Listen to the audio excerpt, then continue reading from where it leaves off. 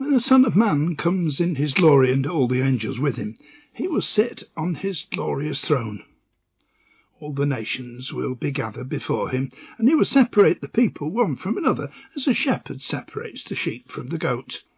He will put the sheep on his right and the goats on his left.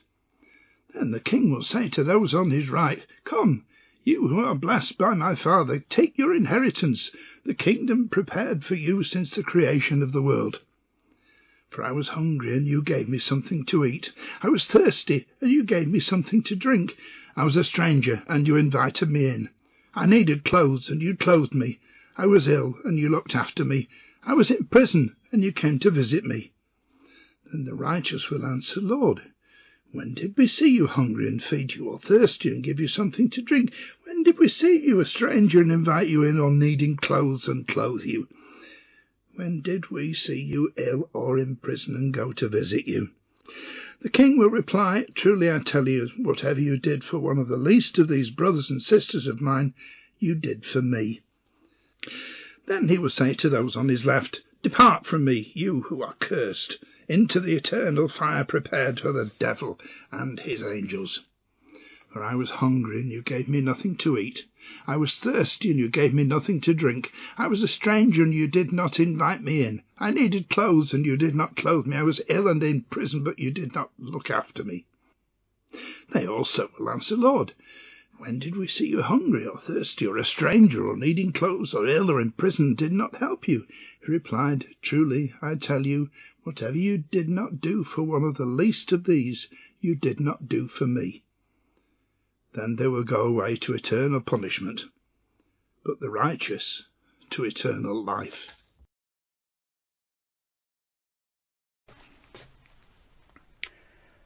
Our thanks are owed as ever to everyone who has contributed to our worship today so far. And as we now come to reflect on today's gospel reading, perhaps we should just pause again to notice the occasion, so to speak. We're not slaves to the common lectionary in the liturgical year that frames it, but we have chosen to follow it through these online services. And so, as Jane has reminded us, this is the final Sunday in the sequence for 2020. Next week, Advent begins, a new year in our Christian cycle, even though our calendar year will, of course, continue for a few weeks yet.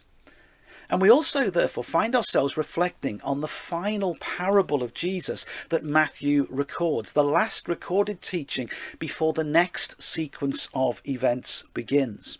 And if you glance forward into chapter 26 of Matthew's Gospel, you can see how he lays down those markers in the text. Verse 1, when Jesus had finished saying all these things, he kind of brings the teaching section to a close. Jesus then announced in verse 2, the Passover is 2 days away, and the Son of Man, referring to himself, of course, will be handed over and crucified. And then the scene shifts, as it were, in verse 3.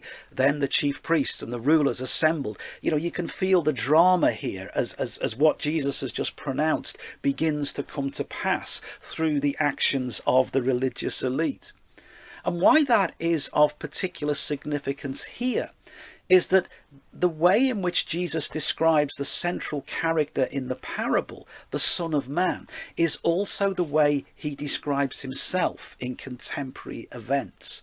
It's the Son of Man he describes as coming in all of his glory, and there's no question that Jesus is describing himself here.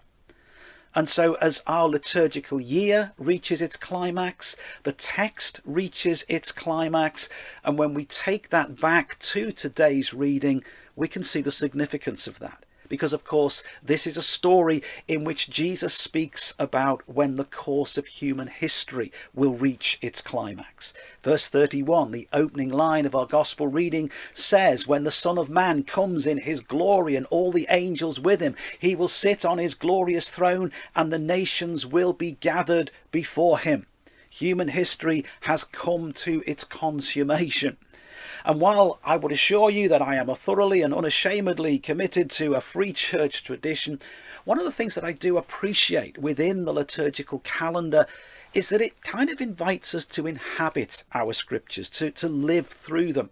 And when all is said and done, therefore, we're told, this is where it all ends up. Just as your year comes to an end here, so history will come to an end on that day when we encounter the full and unequivocal reality of who Jesus is. And this is what needs to shape the rhythm of our lives now.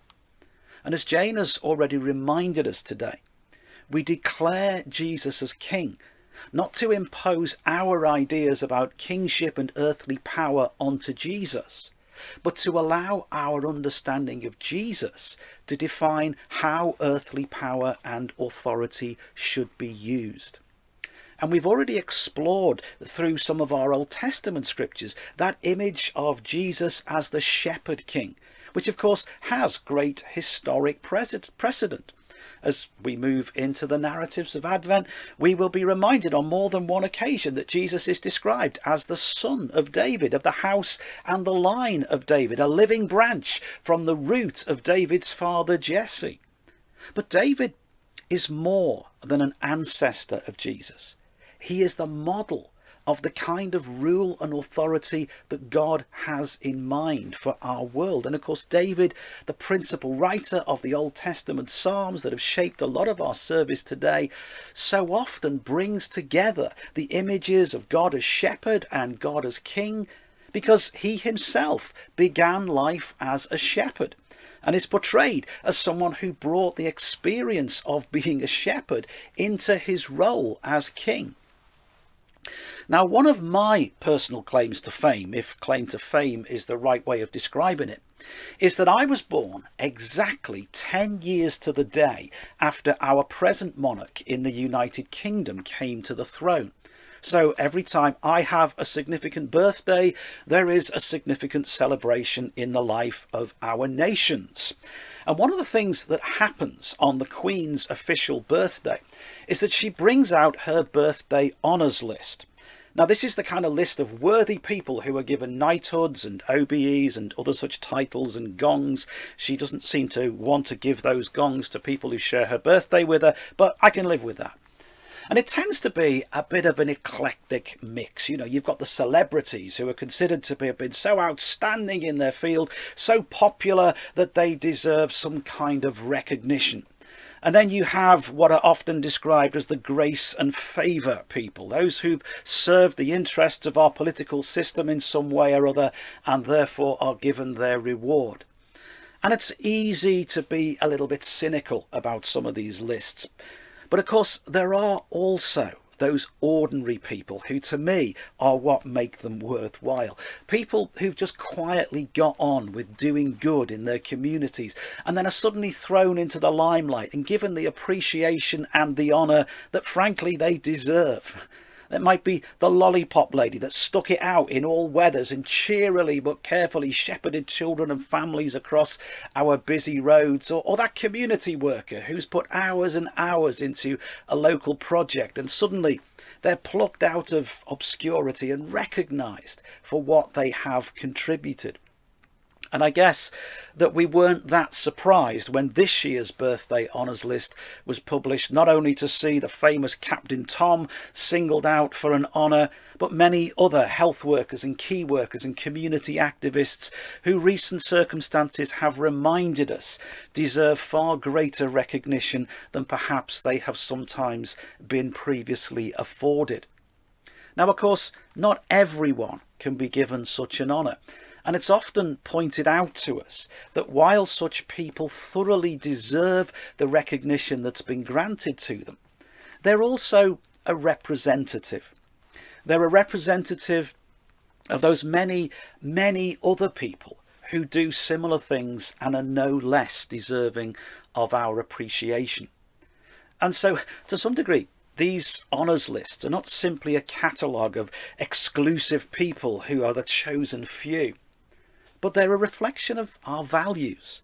They say something about what really matters to us and what kind of actions and behaviours our society should be commending to others as an example to follow. And I don't know how things work in other parts of the world, but I suspect that in many other countries they'll have their equivalent of our monarch's birthday honours list. Now, of course, we may look at some of the names in that list and say, well, this might show what matters to the people with power and influence, but it doesn't really show what matters to us. But I kind of would argue too that maybe we need the celebrities and the power players on those lists so that it emphasises just how important the ordinary people are too. And of course, how important the things that they represent are. Now, that's all very interesting, I hear you say. But what on earth has this got to do with our gospel reading today? Well, of course, we are invited to reflect on Jesus as King and to think about the kind of reign and rule that Jesus offers and commends. And so you could say that the particular story that Jesus, the shepherd king, outlines here is his honours list. I'm about to be handed over to the authorities and crucified, says Jesus. I'm about to be destroyed by the powers that be at the moment. That's what matters to them. But I am king. And the day will come when my rule and my reign will be beyond doubt. And the nations will gather before me. And it won't be the power structures and the political barriers that those nations represent that define people anymore. It will be my honours list. And this is who is going to be on it. It'll be those who visited the oppressed in their prison cells. It'll be those who fed the hungry and clothed the naked. It will be those who welcome the stranger and the outcast. This is my honours list because these are the values of my kingdom. And as we reflect on that, and as we look forward to the season of Advent, we're then invited to recalibrate our lives in the light of Jesus' eventual coming in the way that stories like this envisage. And we can see that once again, Jesus is offering a commentary on the events happening around him, but he's also inviting us to apply the lessons that emerge from that to our lives in the here and now. Because the death of Jesus is all about nationhood and what matters and what doesn't matter and who's worth trading for what. You see, in the eyes of the religious elites, this was not how the script went. When God's purposes in human history reached their consummation, in their eyes, the nations would indeed gather before the throne of God. But the God that they expected to encounter did not look like Jesus. Jesus in their eyes would be nowhere to be seen. And the separation of the sheep and the goats would be on the basis of which nation you belong to. And in their eyes, it would be their nation.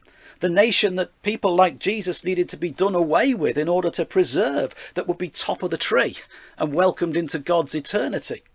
And it would be all those nations that they disliked, all those that they'd ranted against in their history, who'd be cursed and cast into the eternal fire. God's great day of reckoning for those religious leaders would be their chance to get their own back on all who had harmed them. And I think we do need to recognise that Jesus is speaking into his own context here. You know, I hear people still wanting to pick up these graphic images from Jewish apocalyptic tradition and to beat people up with them today. But I think we need to be careful about doing that. Because for one reason, a key feature of this narrative, which we're going to look at in a moment, is that everyone, and I mean everyone, is surprised.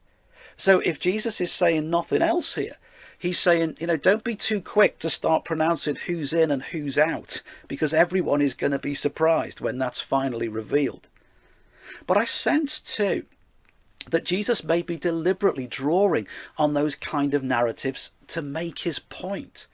I will be executed. I will be hung on a cross at a Roman execution site by those who see it as their right and their duty to cast aside and destroy anyone who stands in the way of their rule and authority.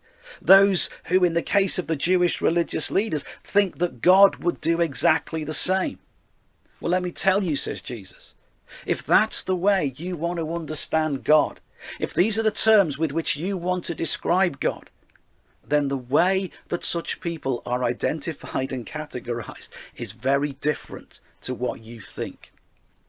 But as I say, this story for us today is also an invitation to live our lives as servants and followers of this shepherd king in the here and now. And this honours list, to me, is not so much a definitive list of who is in and who is out, but the values and behaviours that are defined by God's kingship. Values and behaviours that are so natural, so intrinsic to those who follow the king, that they don't even notice what they're doing. Values and behaviours that those who are citizens of God's kingdom are expected to embrace and display. You know, when those honours lists are drawn up in our own context, the lollipop lady or the community activist or the key worker who are highlighted and honoured are not put there to distinguish them from all the other key workers and community volunteers, but to represent them, to be the one through whom they too are recognised and included. And again, that's not saying that lollipop ladies matter but people in other roles don't. It's saying it's the commitment and the kindness and the generosity that they brought to that role that we want to honour and celebrate wherever it occurs. And how often, when people are given these honours and then get interviewed on the TV, do they react in the way that the people in Jesus' story react? They're genuinely surprised, and they basically say what the people in this story say. When did we ever do anything special that makes us worthy of this? And it's interesting, therefore, to perhaps just stop and ponder, what was it that caused people surprise in that story that Jesus tells? Are they surprised because Jesus is king? Were they expecting someone else or a different kind of king? That was certainly true of the religious authorities, as we've already noticed.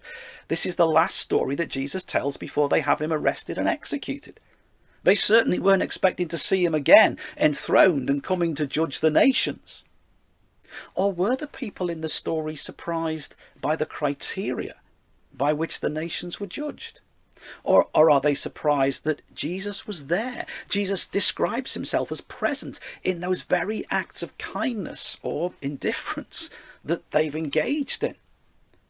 When were you thirsty, they say, and we gave you a drink or ignored your plight, depending on which group's speaking. When were you naked or imprisoned or sick or estranged? And Jesus said, when you did this for the least of humanity, you did it for me.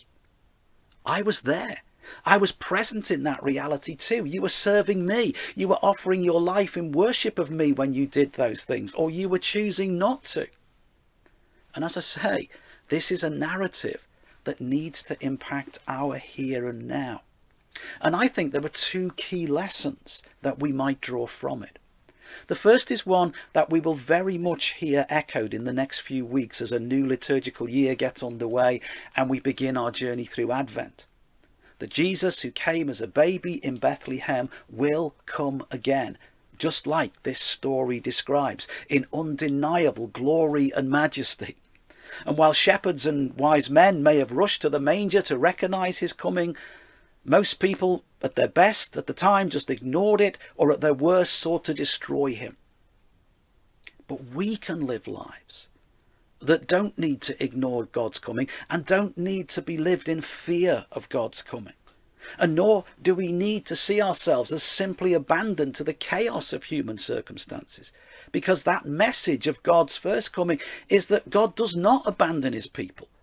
God comes to be their rescuer, and Christ will come again. And even in the struggles of human circumstances, we can have hope.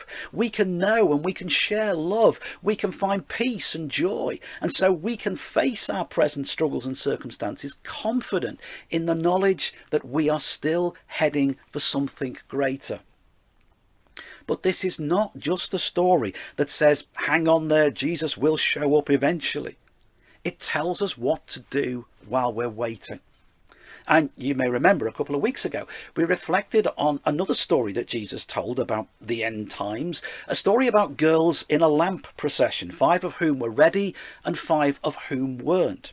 And we noticed that while this story serves as a great illustration of the importance of being ready, it doesn't really explain to us what being ready means.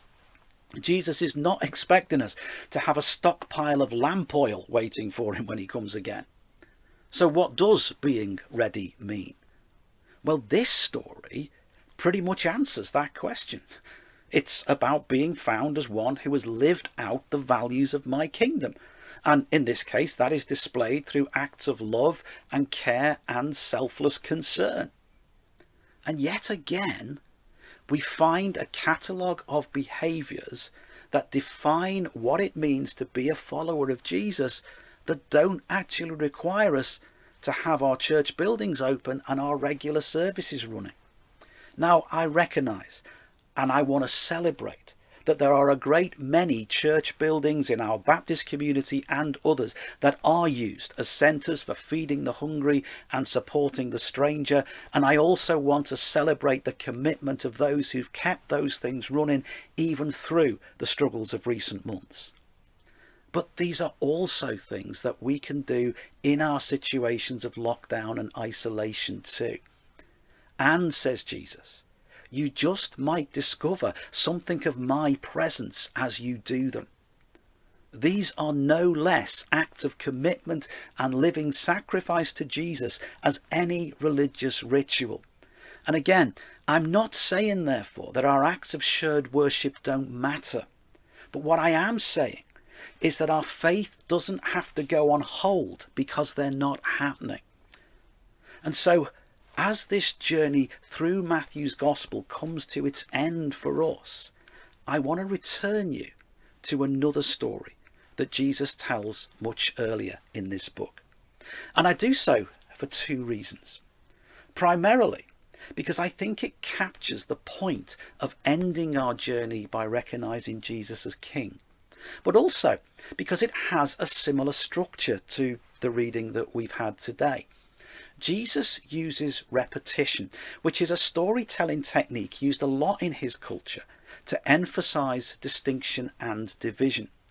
Two groups of people respond very differently to the same set of circumstances, and you'll notice that the text kind of pedantically repeats them to make that point. Now, on another occasion, he introduces us to two people who engage in the same activity, and he uses that same repetition to underline it. But there are two very different outcomes. And these are the two house builders that you can look up at the end of Matthew chapter 7. They do exactly the same thing, but on a very different foundation. But it's not actually the detail of the builder's story that I want us to explore, but the overarching message. Jesus uses it to make the point that people who hear his words and don't put them into practice are like the foolish builder, and people who do put them into practice are like the wise one. And I sense that the whole point of finishing our journey through this Christian year with a focus on Jesus as King is to allow that reality to cast its light back on all of those stories and episodes from the life of Jesus, all of those narratives from the Old Testament, all of those words from the Psalms, all of those different expressions of what we describe as the Word of God. And frankly, ask us the question, well, so what? What are you going to do about all of these words? Yes, of course, we can understand them better by exploring the context in which they were first spoken. Yes, we can notice things differently by journeying through them in a lockdown and in the shadow of a worldwide pandemic. But at the end of the day, it comes down to this. Are we going to put them into practice? Are we going to allow our lives to be shaped by them? Are we going to live as loyal subjects to King Jesus in whatever circumstances we find ourselves? And what strikes me about this story is that those people who did live that way didn't do so as a calculated move to make sure they got into heaven. They were surprised. They hadn't noticed. Their lives had been so shaped by the message of Jesus, they didn't even realize that they were living and acting in Jesus' name. And I hope that this is what we will take from this Sunday on which we recognize and acknowledge the kingship of Jesus or the reign of Jesus. For those religious authorities of the day, Speaking of God as king was perceived as an opportunity to rest on their laurels, to consider themselves as privileged and superior to the other nations. And the events that follow as Jesus is arrested and crucified make it all too clear to us where that kind of self-interest religion leads.